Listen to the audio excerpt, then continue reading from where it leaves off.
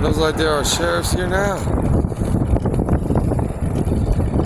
Went to the bathroom and there are sheriffs. Let's see what they're doing.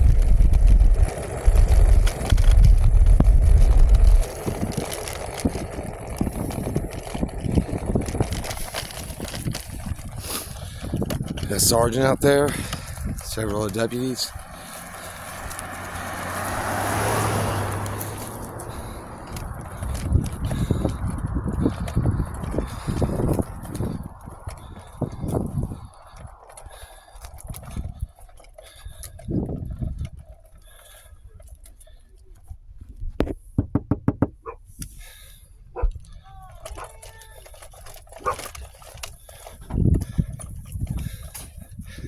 Why is there no camera on these guys? We already did. We already did that part. They were leaving us alone and going, as far as I knew. Huh. They weren't though. What are they here for? They said They said that when you called last night, you said you were an officer. No, I didn't. And they said they got a call about us, like they've gotten. Oh, who said I was an officer? Andrew, can we fill you in what's going on? Certainly. Oh, you can come on private property. Come over here. All right. So, is that Hey, I don't talk to anybody unless I know who they are. Lieutenant Jones? Lieutenant Jones, I'm Andrew. Pleasure to meet you. All right. And I need to know who all's here. Deputy Sudnick. Nice to meet you. You do these way, however you want to do it. And you are Sergeant Wendell. Sergeant Wendell. Nice to meet you, Sergeant Wendell. He'd just like to see his veins pop out. Yeah, I'm sure that's what it is. Look, I'm just be quite honest. The only ordinance I have seen, period, it has to do with being 30 foot of roadway for more than 48 hours. Right. Is there some other ordinance that So you there want to tell me about? Yeah. So, 154231, the Pinellas County Muni Code. I'm sure you're aware of it. Well, that's an ordinance, not a state statute, though. Yeah. Okay. Yep. So it's a right-of-way permit, subsection B.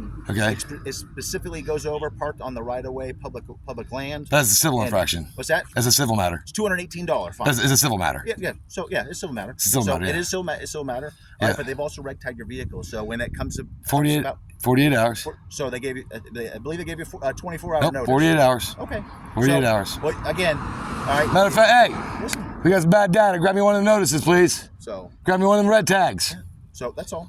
No, I'll make sure the data is correct because I'll be honest. What we do is we have what's called homeless audits, and what we do is we find out if ordinances or state statutes are created or enforced in a way that disparages homeless people or perceived homeless people more so than it was someone else. Right. And then what we do then is we challenge those.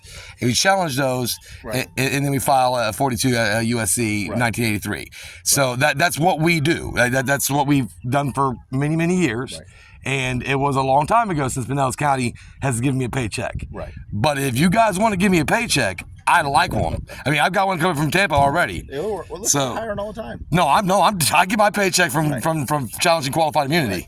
I get my paychecks. I attach myself to pensions. I got you. I make sure that I'm retiring good, whether you are or not. I got you.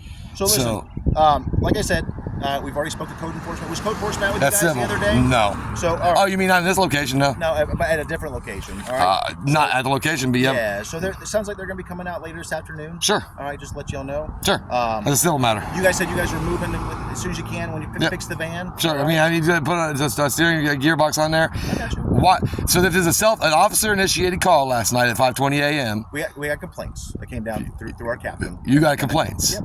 So the complaints will be obviously on record. Sure. They're not complaints coming from y'all. They're coming from some citizen, right? Well, code enforcement. We have a chain of command. Code enforcement complaints can't be anonymous. Right. Exactly. So that way I know who to sue. Right. So that's important. I got you. So if you guys are just doing your jobs, I don't sue you. Right. I only sue you guys if you go outside of your jobs. I'm following up from yesterday's thing. Yeah. Right. Just to see Yesterday. the stat from this morning. 5:20 This a.m. morning, right. So just to see the status, see how you guys are doing, and then obviously let you know about the ordinance that's out there. I have to read it and see the legislation. I send it over to FJ, Florida Justice Institute gets all of our things you send to us. We send them over to there. Their lawyers look at it. If the lawyers say, "Hey, he's telling you the facts," then we abide. But to be honest with you being a lieutenant, I wouldn't expect you to lie to me. Right. But I get lied to by cops all the time. I get it. All the time. So again, I'm out here to educate. Make sure you guys. Can I educate you a little bit though? Yeah. All right. You have an officer named Gigato. Is that name? Jagoti? Jagoti. Is that Gigoto? I You don't know. Jay, I honestly, He has this misnomer, and a lot of cops have, that if you are stopping for an ordinance violation, then that it somehow institutes a crime, and then they can demand ID. But unfortunately, that's not how the state of Florida works, or any state in the United States of America, matter of fact. So if Jagoti wants to avoid a lawsuit, because all he didn't do was create damages. If he created damages, I'd have sued him like today. I'd be at the courthouse right now. So he didn't create damages. Right. But the moment he does, I mean, any of us are going to sue him, like in a heartbeat. And qualified stupidity does not help. It does not help when you know better. Right. So I have all of FDLE's training manuals. I keep trying to get the updated ones because they